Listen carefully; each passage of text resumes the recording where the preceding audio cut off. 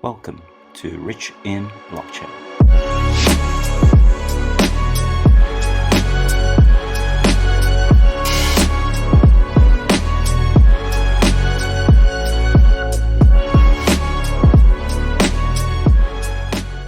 Okay, so what I'm going to be doing every single day is recording my technical analysis to see how cryptocurrencies are looking in general. So I'm going to just have a look at BTC first, more than anything else, because that's the granddaddy-o of all cryptocurrencies. So what I've done is drawn a Fibonacci retracement all the way from 2018 lows, which is roughly around that 3,000 US dollar range, to the heights of about that $69,000 range. And what we can see here is it has retraced all the way back to that 786 line.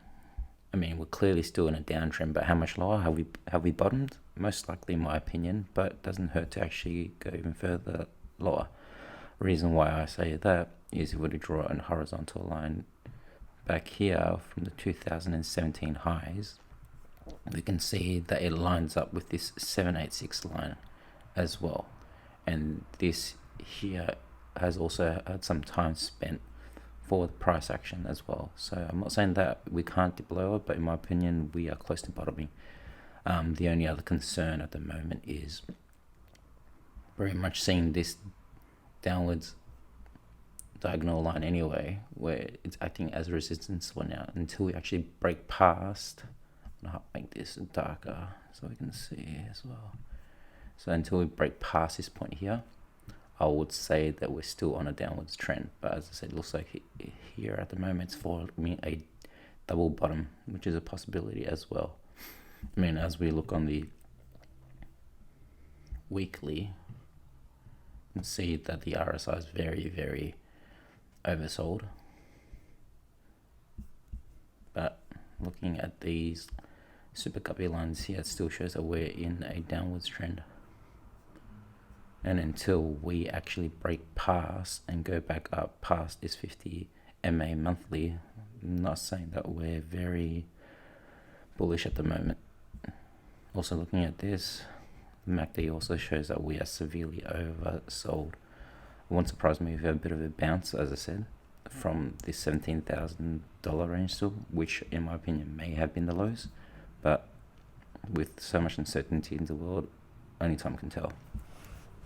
So next one we're going to look at the moment. So also just looking at BTC quickly on the daily, we can see that it's broken out of this falling wedge and just trading sideways. The daily MACD is looking to reverse, but as I said, it's not one of these indicators that is solely reliable. So it's going to take some time. So if we do break out, no doubt we're going to be touching this downwards resistance line. So until we break that, as I said, we're no. Looking at the ETH chart, we can see that it's also done something similar to BTC. So if looking at its 2020 lows to, you would say pretty much close to its highs here, we can see that it's retraced back to the 786 zone, which if we go back, if we can, we can see that this 786 area, where is it?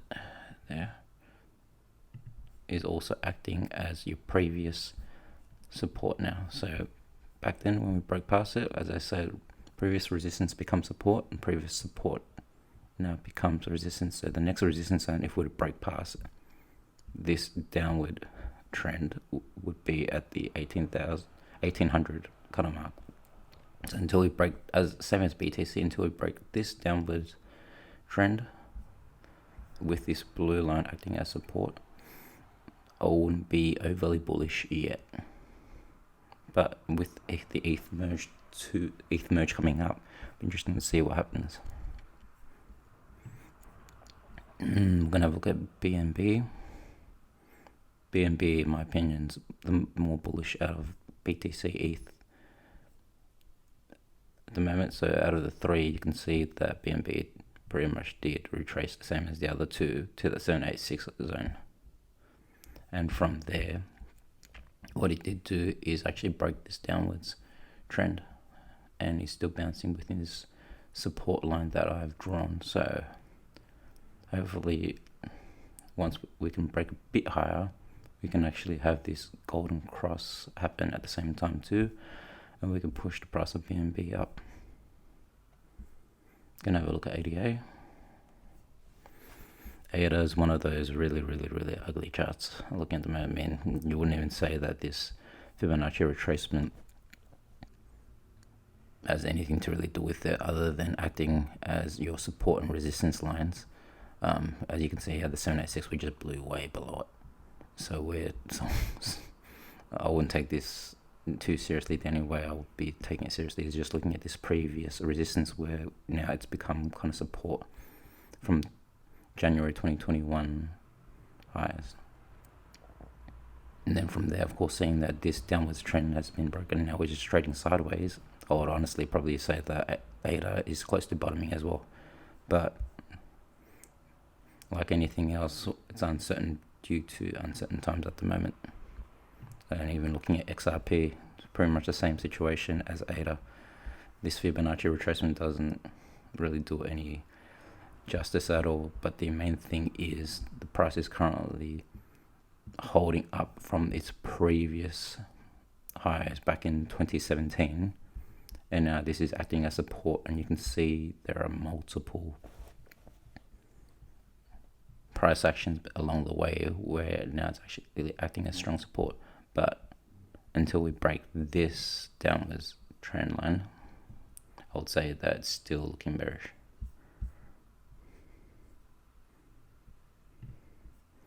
Same with Solana. You would probably say the same. No, actually, Medic's looking decent. I mean, going back to look at Solana, it's done an Elliott wave count of 1, 2, 3, 4, 5, pretty much, and now doing a massive correction all the way back down. I mean, if Solana wasn't one of these big projects, you would definitely say that looks like a massive pump and dump. But looking at this downwards trend line, you can kind of say that it's broken out of it. So what it's done, it's broken out of this downwards trend, broke out, came back down to retest possibly this trend line, and then hopefully from here on out it bounces and continues up. Looking at the, this is by the way looking at the daily. I mean, the MACD is not looking too bad. It's looking as a reversal. Looking at the weekly, pretty much the same. I mean, looking at this 50 moving average on the weekly does paint a bright picture as well. Looking at Matic's looking pretty much bullish, similar to BNB. It's broken out of this downwards trend, pulled back to that 786 zone. It's touched its previous resistance, which is now acting as support. So if we're going to go back to March 2021, we can see that there was a lot of trading in between this range. It's now come back down to retest. It's broken out of this resistance trend, and now this is also acting as support. And once this golden cross actually crosses, it's going to look even more bullish. But with golden crosses and the death crosses, these are just your lag indicators. I'm gonna have a look at AVAX. Yeah, I wouldn't even really know how to look at this one. It's just all over the place. There's no way you would actually draw a Fibonacci retracement on that one with this trend line.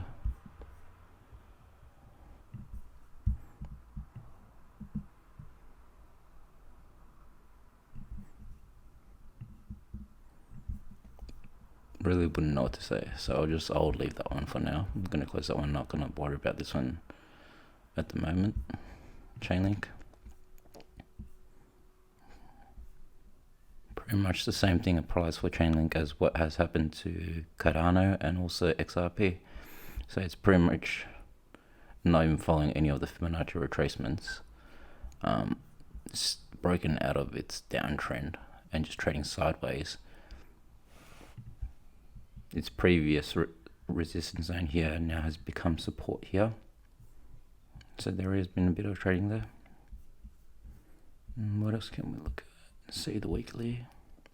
Sometimes it's always better to look at the bigger time frames to just actually see what the total trend is looking like. yeah, I mean, looking how sharp this 50 moving average on the weekly is not great at all. And the last one we're going to look at some of my favorite projects, Happy. So what we can see here, it's had a massive correction down. I mean, I feel sorry for people that actually bought up top here, because it's pretty much had a correction of probably about 95% to its lows here. The project is doing well in its own. As you can see here with this line, it's broken out of its downwards trend finally, trading sideways. And I guess, yeah, there's nothing much we can kind of say here until, in my opinion, BTC moves. Once BTC moves, then you can start having your mid caps move as well, and then after that your small caps. But looking at the Bitcoin dominance, one thing I would like to say is pretty much we're about to break it again, in my opinion. The trend's pretty strong on that one. Looking at this in itself, back in May 2018, we haven't been this low. And the more times that we touch this support zone, the more times we're going to break downwards. So it might mean that, in short, that there's going to be a relief for the alts to actually pump as well, because the next support zone would be pretty much that 35% range.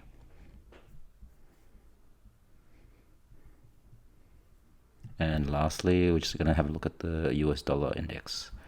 Right now, the US dollar has been pretty much just pumping continuously, given that it's the strongest out of all the currencies. But the one concern for the US dollar index at the moment is just seeing this bearish divergence that's forming on the weekly and also on the daily. So in short, what that means is there may be some relief coming for the Bitcoin and the altcoins and all the other currencies, because yeah, the US dollar's been holding pretty strong compared to all of them. But other than that, I mean, yeah, this is just my daily update on TA with cryptocurrencies. I mean, I know along the way I'm going to get better with recording and also speaking on the microphone. But yeah, if you guys have any recommendations, or if you guys have any suggestions in which cryptocurrencies you want me to do TA on, please let me know in the comments below, and subscribe.